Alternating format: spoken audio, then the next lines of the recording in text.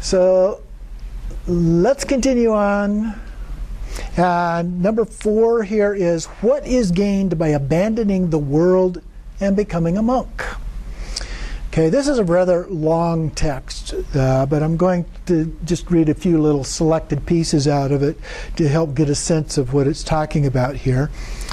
So there are, sir, a number of ordinary crafts. And so this is a king who has approached the Buddha to get some information from him about his view of things. And he goes through this really long list of things.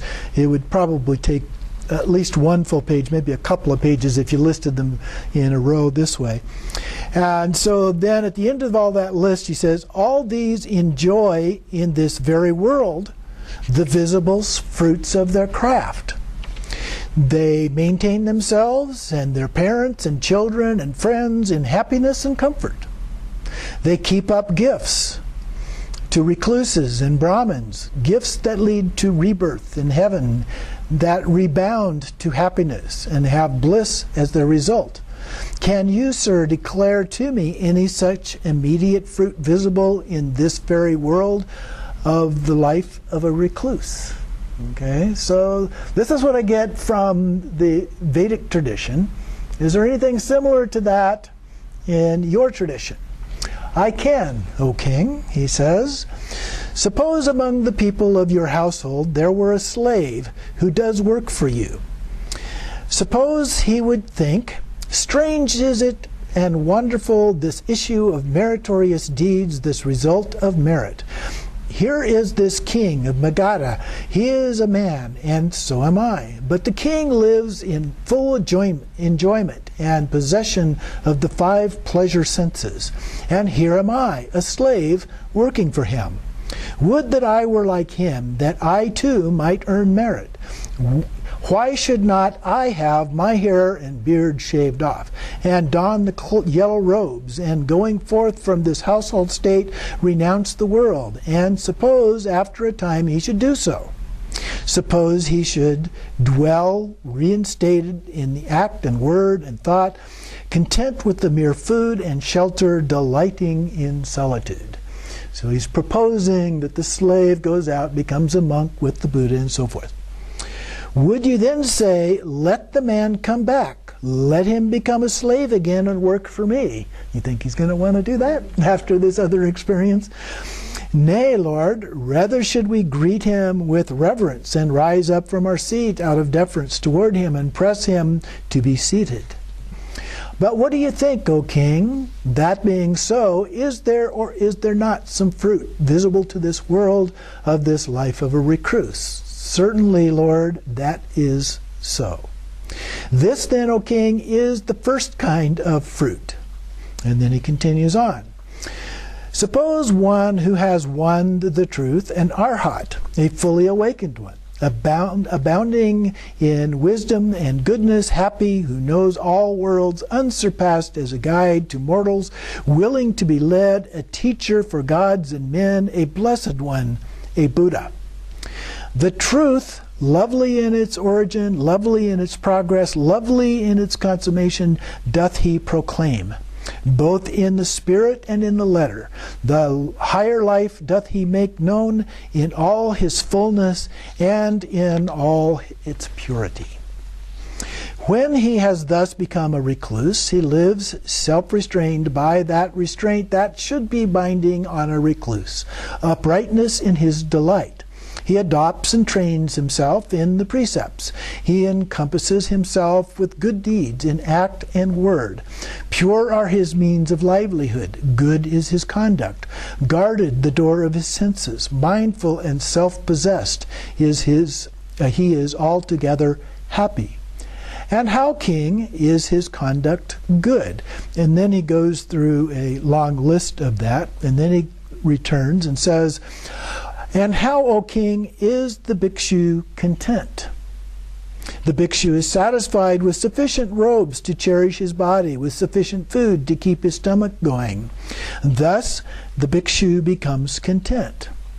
And then it goes on. He chooses some lonely spot to rest, and on his way in the woods, at the foot of a tree, on a hillside, a mountain, glen, the rocky cave, in a charnel place, or some heap of straw in an open field. And returning after his round for alms, he seats himself. And when his meal is done, cross-legged, keeping his body erect, and his intelligence alert and intent, he remains with a heart that hankers not and purifies his mind of lusts.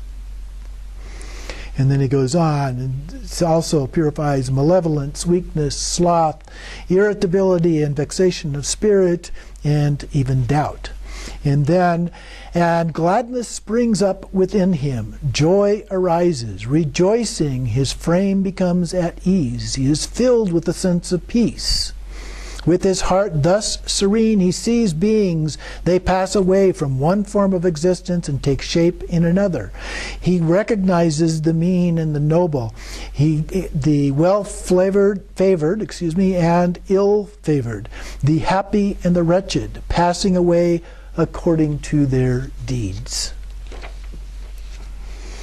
And then with his heart thus serene, he directs his mind to the knowledge of the destruction of the deadly floods. He knows it as it really is. This is pain. This is the origin of pain. This is the cessation of pain. This is the path that leads to the cessation of pain.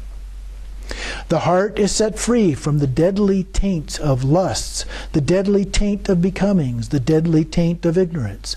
In him, thus set free, there arises the knowledge of his emancipation, and he knows rebirth has been destroyed. The higher life has been fulfilled. What had to be done has been accomplished. After this present life, there will be no beyond. Just, O king, as if in a mountain fastness, he should know this pool is clear, transparent, and serene, and there within it are oysters and shells, and the sand and gravel, and the shoals of fish are moving about or lying still. There is no fruit in the life of a recluse visible in this world that is higher and sweeter than this. The king said to the Blessed One, Most excellent Lord, most excellent. And now I betake myself, Lord, to the Blessed One as my refuge, to the truth and to the order. Sin has overcome me, Lord. So now he's going to confess something that he has done. I put to death my father, that righteous man, that righteous king. May the Blessed One accept it of me, Lord, that do so acknowledge it as a sin, to the end that in the future I may restrain myself. The Buddha replies, Verily, O king, it was a sin that overcame you to act in acting thus. But insomuch as you look upon that as a sin and confess it according to what is right, we accept your confession as to that. Whosoever looks upon his fault as a fault and rightfully confesses it shall attain to self-restraint in the future. Very reminiscent of Vajrasattva in the practice there, where we confess the things that we have done and make a commitment not to repeat those things and rely upon the practice of Vajrasattva and so forth to help benefit and maintain that commitment. So then the next one is interesting, because one of the things we're going to do next week is look at the Mahayana version of this. It's called The Duties of a Theravada Layman. So next week we'll be looking at the duties of a Mahayana layman for comparison. In this actual case we did earlier. It wasn't called that, but you'll see that. I'll just touch on it a little bit because we did already look at it. But here he says, the following selection gives an interesting and instructive answer to this question. It also shows how Buddha often found it wise to give ethical meaning to primitive customs and ceremonies instead of trying to do away with them. Okay? And so that was one of the ways, and we actually saw elements of that in the first introduction here, where we were looking at the fact that he took certain ideas and changed the meaning of them a little bit. And so that's part of what he's talking about here. But just very briefly, how young householder does a disciple serve the 6 quarters, the 6 directions? So that may be a reminder. The parents in the East, the teachers, the wife and children, friends and companions, servants, work people, the religious teachers, and Brahmins. So the child is doing these practices, and so he's making this analogy with these practices that face in all these directions here.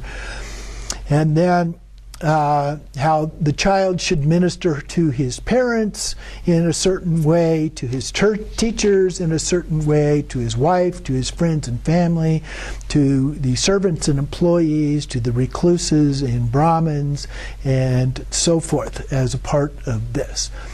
Part of what we get out of this, though, is it consists of fairly strict rules about how you go about doing these things. And also, though, a sense of compassion. So the part of the compassion does come through because of our compassion for this list of groups of different people. Then we do these things out of compassion for them. Well, what about nirvana? And so we also have here nirvana from the Theravada point of view. So next week we'll also look at nirvana from the Mahayana view as a part of that. So here, nirvana is and is realized through the conquest of craving in the Theravada view. Through its nature, though its nature is beyond the possibility of description by any analogies derived from the world of ordinary experience. Entrance into it means the dissolution of death of all elements. Since the Buddha has entered nirvana and has died, these conclusions also apply to him. And so and he talks just briefly about nirvana as opposed to parinirvana, the final form of nirvana. So then a wanderer who ate rose apples spoke to the Venerable Shariputra. What your reverence is nirvana? So it's asking Shariputra. Whatever is the extinction of passion, aversion of confusion, this is nirvana, the 3 poisons. Okay? So just the extinction of those things. Is there a course for the realization of this nirvana? And so he continues, this eightfold way itself is for the realization of nirvana. But for certain, it needs diligence. So it does take effort to do, but the eightfold path is the way. And then he says, there is, monks, an unborn, not become, not made, uncompounded, and were it not, monks, for this unborn, not become, not made, uncompounded, no escape could be shown here, for what is born has become, is made, is compounded. But because there is, monks, an unborn, not become, and not made, uncompounded, therefore an escape can be shown for what is born, has become, is made, and is compounded. That's kind of convoluted. You got to look at it carefully to get what he's talking about here. But it's very much like Buddha nature, or the essence of what is being referred to here. So the unborn would be something that exists without having an origin, for example. The born would be something that had a cause for it to become existent. Pretty much the same thing in terms of made. Not made, then it doesn't have parts in its existence. Uncompounded, it also doesn't have parts. And so all of these different things that it's talking about here as a part of that. Then it goes on, there is a cause for the realization of nirvana. There is no cause for the production of nirvana. Okay? So there is a cause for realization of nirvana, not for nirvana itself. Okay? So that's our innate Buddha nature, if you will. So it continues then, listen closely. Would a man, sire, with his natural strength be able to go from here up a high Himalayan mountain? Yes, he replies. But would that man, sire, with his natural strength be able to bring a high Himalayan mountain here? Certainly not.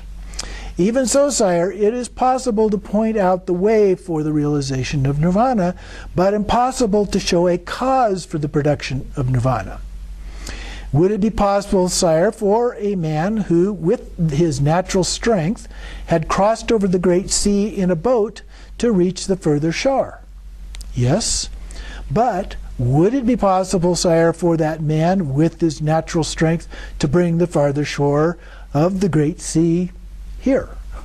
No. Certainly not. Even so, it is possible to point out the way to the realization of nirvana, but impossible to show a cause for the production of nirvana. For that reason, it is because of the uncompounded nature of the thing. Is nirvana uncompounded? Yes, nirvana is uncompounded. One cannot say of nirvana that it arises, or that it does not arise, or that it is to be produced, or that it is past or future or present, or that it is cognizable by eye, ear, nose, tongue, or body. Sire, nirvana is cognizable by mind. Disciple faring along rightly with a mind that is purified, lofty, straight, without obscurations, without temporal desires, sees nirvana. It is not possible for the wind to be shown, for the wind cannot be grasped in the hand or touched, yet there is the wind. I know that there is the wind, I am convinced of it, but I am not able to show the wind. There is nirvana, but it is not possible to show nirvana. So an analogy that helps us get a little bit of an understanding of some of the philosophical issues in a fairly straightforward, simple way compared to the little bit more difficult things that we see in some of the middle way teachings of Nagarjuna and so forth. So then he goes on, the nirvana of the Buddha is the next selection here. So we'll look at some pieces from that. So here, even so, Vacha is the person that he's talking with, that material shape, feeling, perception, impulses, consciousness, all have been got rid of by the Tathagata, cut off at the root, freed from all of that. Then arises, arises, the quote arises, does not apply, nor does not arise, nor does both arises and does not arise, nor does neither arises nor does not arise. So that sounds a lot like Nagarjuna, actually. As a part of that, at the very end then, he says, the Lord has gone home. It is not possible to point to him as being here or there, but it is possible, sire, to point to the Lord by means of the Dharma body. For Dharma, sire, was taught by the Lord. So he's basically saying here, Buddha and Dharma are the same. Okay? So I'm going to skip one here and move on. Number 9 here. Is the Buddha equally compassionate toward all? The question has been raised here. There are actually 2 selections here that address this issue. The answer of the Theravada Buddhism to questions that troubled Mahayana thinkers.